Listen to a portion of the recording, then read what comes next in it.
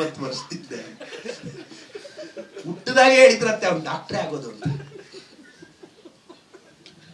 What is this? Success has many fathers, but failure is an orphan, sir. Failure is an orphan. ಸೋಲ್ ಬಂದಾಗ ಯಾರು ಹೆಗಲ ಮೇಲೆ ಹಾಕ್ಕೊಳ್ಳಲ್ಲ. ಅದಕ್ಕೆ ಜೀವನದಲ್ಲಿ ಹುಡುಗರು ಮೊದಲು ಪ್ರಯತ್ನ ಮಾಡ್ತಿದ್ದೀರಾ, ಧೈರ್ಯವಾಗಿರಿ. ಅವ್ರನ್ನ ಅಜ್ಜಿ ಆಗಿದ್ದಾಗೋಗ್ಲಿ. ಏನಾಗುತ್ತೆ ಸರ್, ಗೆದ್ರು ಸೋತ್ರು, ಅಮ್ಮಮ್ಮ ಅಂದರೆ ಗೆದ್ದು ಲಕ್ಷಾಂತರ ರೂಪಾಯಿ ದುಡ್ಡು ಬಂದರೆ 5 ಸ್ಟಾರ್ ಹೋಟ್ಲಲ್ಲಿ ಟಿಫನ್ ಮಾಡ್ಬೋದು. ದೇವ್ರ ಹಣೆಗೂ ಹೇಳ್ತೀನಿ, ಫುಟ್ಬಾತ್ ಊಟ ಸೂಪರ್.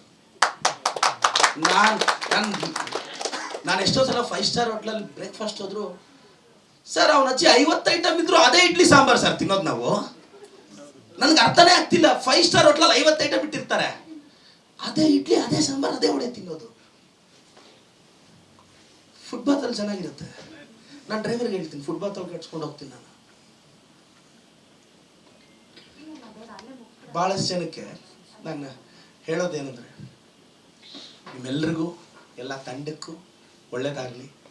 ನನ್ನ ಕನ್ನಡದ ನನ್ನ ಫೇವ್ರೆಟ್ 4 ಹೀರೋಗಳು ಮೇಜರಾಗಿ ಶಿವಣ್ಣ ಸರು, ದರ್ಶನ್ ಸರು, ಡಿ ಬಾಸು, ಎಸ್ ಸರ್.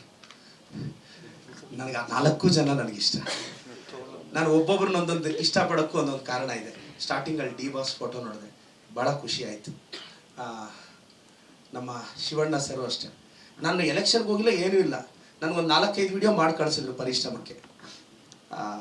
ನಮ್ಮ ಸುದೀಪ್ ಸರ್ ಆಗ್ಬೋದು, ನಮ್ಮ ದರ್ಶನ್ ಸರ್ ಆಗ್ಬೋದು, ನಮ್ಮ ಎಸ್ ಸರ್ ಆಗ್ಬೋದು, ಎಲ್ರಿಗೂ ಒಳ್ಳೇದಾಗಲಿ. ನಾನು ಮೊನ್ನೆ ಮೆಗಾಸ್ಟಾರ್ ಚಿರಂಜೀವಿ ಸರ್ ತೆಲಂಗಾಣ ಎಲೆಕ್ಷನ್ಗೆ ಹೋದಾಗ 1.5 ಗಂಟೆ ಭೇಟಿ ಮಾಡಿದೆ. ಊಟಕ್ಕೆ ಕರೆದಿದ್ರು.